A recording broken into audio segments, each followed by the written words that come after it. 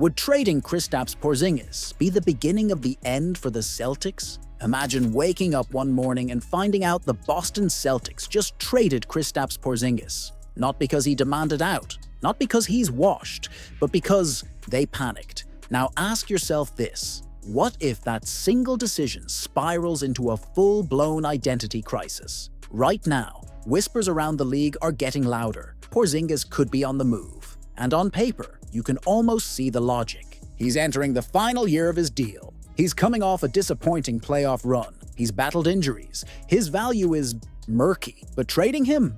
Now? That might not just be a tactical misstep. It could be a disaster in disguise. Because the truth is, this isn't about Porzingis. It's about Boston's belief in what it is. Think about the context. Tatum's Achilles injury has thrown the entire upcoming season into a haze of uncertainty. Jaylen Brown's future is up in the air. The roster, as currently constructed, is standing on a ledge. And the first move Brad Stevens is considering is pushing Porzingis off it? Ask yourself this: who's really driving the urgency to move him? Is it the front office, desperate to slash future luxury tax penalties? Is it the market, sending lowball offers just to see if Boston blinks? Or is it fear? Fear of losing an asset for nothing next summer? Because let's get brutally honest here. The market isn't exactly salivating over KP right now. Sure, he's a unicorn, a 7-footer who spaces the floor and blocks shots. But the league knows his resume too well. Inconsistent health, vanishing acts in the playoffs, and the vague, lingering question marks around his physical status at the end of this past season haven't helped. No one's lining up to offer a king's ransom for a 29-year-old on an expiring deal with a long injury history. And that's where the logic collapses. You don't sell low on a high-ceiling asset unless you're desperate. And Boston, for all its off-season noise, isn't there yet. So here's the paradox. Porzingis might be more valuable to Boston than he is to anyone else. Trading him might slightly improve cap flexibility or return a young role player and a second-rounder. But what's the net gain there? Are you rebuilding, retooling, tanking? None of those paths scream contender. They scream uncertainty. That brings us to the real question nobody wants to ask. Is this front office afraid of mediocrity or embracing it under the guise of long-term planning? Because if they're really looking ahead, they'd realize Porzingis is the only bridge between what the Celtics were and what they might be next. He's the scoring safety net, the big who stretches defenses and forces mismatches, the rim protector that hides defensive cracks. Strip that away, and what's left? A skeleton roster built around question marks, prospects, and cap gymnastics. And sure, there's the get something before he walks argument. But is that really valid when you're the one giving up control? Porzingis is an expiring contract. That's leverage, not liability. If things go south mid-season, he becomes a valuable trade chip at the deadline when contenders are desperate and will overpay. Trading him now would be like cashing out a lottery ticket before the numbers are even drawn. Now here's a take you won't hear on ESPN. If Brad Stevens trades Porzingis this summer, it's not about strategy. It's about optics. It's about appeasing owners, dodging repeater tax hell, and selling the idea that cap space is somehow more important than wins. But let's not pretend fans care about balance sheets. They care about identity, about effort, about competing, even when the odds are stacked. What if the beginning of the Celtics' downfall doesn't come from a devastating injury, but from a calculated decision, a cold, logical move? One that tears apart the emotional core of the team in the name of financial survival. That's exactly what's on the table right now. The name being floated, Derrick White. It sounds unthinkable, but maybe that's the point. After the Celtics' crushing second-round elimination to the Knicks, the reality hit harder than the final buzzer. They didn't just lose the series. They lost control of their future. With Jason Tatum expected to miss most of the upcoming season, and the team cornered by the harsh penalties of the second apron, Brad Stevens now faces the most uncomfortable question of his tenure. What if we have to let go of our best glue piece, just to stay alive? And now, one trade is emerging from the whispers. One that sounds more like a franchise pivot than a short-term patch. In this projected deal, Boston would send Derrick White to the Golden State Warriors. In return, they would receive Moses Moody, Buddy Hield, Brandon Podziemski, and 2 first-round picks in 2026 and 2028. On the surface, the math makes sense. 3 rotation players, 2 valuable future assets, a cleaner financial outlook.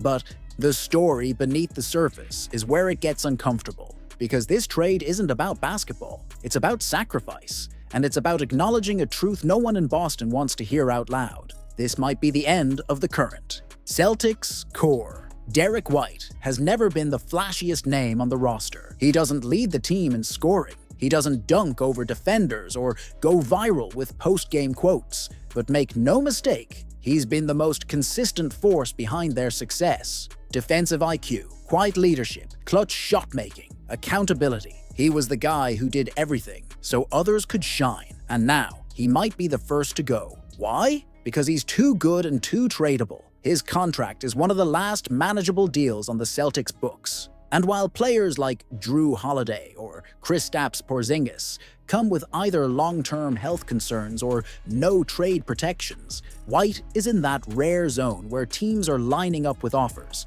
and Boston can't afford to ignore them. Then there are the picks. 2 future first-rounders from a Warriors team that's rapidly aging. If Steph and Draymond decline or retire, those 2026 and 2028 picks could become lottery gold for a Celtics front office trying to walk the tightrope between staying competitive and preparing for the next era. This is the kind of forward-thinking move that can't be dismissed. But here's the problem. None of it replaces what Derrick White actually brings. It's easy to reduce players to stat sheets, but anyone who's watched the Celtics over the past 2 seasons knows White's value isn't in numbers. It's in moments. The chase down blocks, the rotation help no one else saw coming, the corner 3 when the game was hanging by a thread, the way he took the pressure off Brown and Tatum in crunch time, the way he never needed credit, only wins. You don't just replace that, you hope you survive its absence.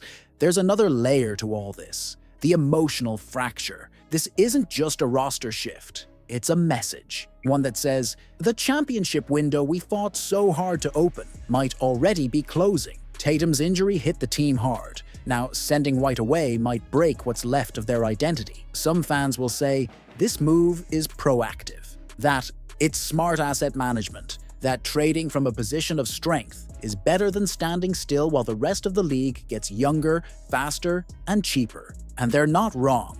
What if I told you the biggest threat to the Boston Celtics isn't another Eastern Conference contender, or even their own aging core, but a rulebook? Yes, not a rival franchise, not a devastating injury, but ink on paper. The new NBA collective bargaining agreement has started swinging the axe, and the first franchise to feel the sharpest edge of its blade might just be the reigning champions. Let that sink in. Barely a year after lifting Banner 18, the Celtics are already in survival mode. And it has nothing to do with their performance on the court, or at least not directly. Let's start with what no one is talking about.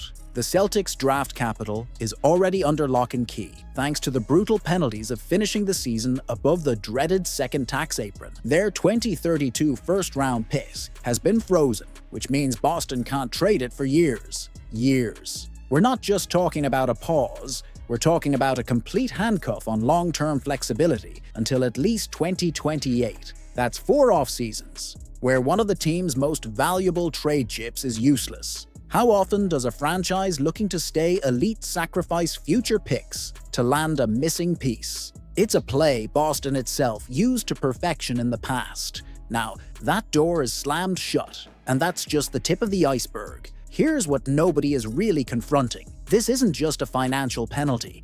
This is structural sabotage. This is the league telling elite teams, congrats on building a contender, now dismantle it. Let's talk numbers, though not in the way most Celtics fans expect. The Celtics are staring at a tax bill for the 2025-26 season that could reach record-breaking levels, eclipsing anything the Warriors or Clippers ever paid during their big spending peaks. The NBA isn't just encouraging parity with the CBA, it's enforcing it with a flamethrower. If Boston keeps its current roster intact, they will be paying nearly double in penalties what their actual salary sheet says. And guess what? They're being punished for winning. Boston's early exit in the 2025 playoffs at the hands of the Knicks did more than just bruise egos. It accelerated a fiscal time bomb. They were supposed to at least reach the conference finals, justifying their massive payroll. Instead, the early elimination now leaves ownership with a bloated tax bill and no on-court success to show for it. That's the worst-case scenario under the new rules. Oh, and if you think they can just run it back, let's revisit the health situation. Jason Tatum may miss most, or even all, of next season due to a serious injury that the team has yet to fully disclose. Jaylen Brown was playing with a torn meniscus during the playoffs and will likely require surgery. Kristaps Porziņģis? Still dealing with unexplained post-viral symptoms that some speculate align with long COVID. You don't need to be a doctor or a capologist to understand the implications. The Celtics' top 3 players are either broken, breaking, or about to be broken financially.